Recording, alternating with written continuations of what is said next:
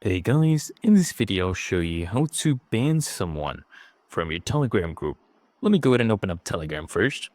I have this person who is my contact. I'll first add him to one of my groups. So I'll come here, let's add him to testing. We'll add him as a member right here. Okay, it will give you this prompt. Go ahead and just click on add. Now this person is a member.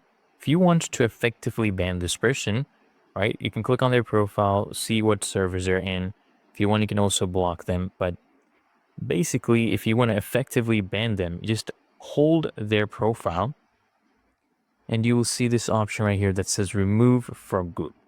Now, if I click on this option, this person will not only both be removed, but they'll be banned. They will not be able to join this again unless I personally add him.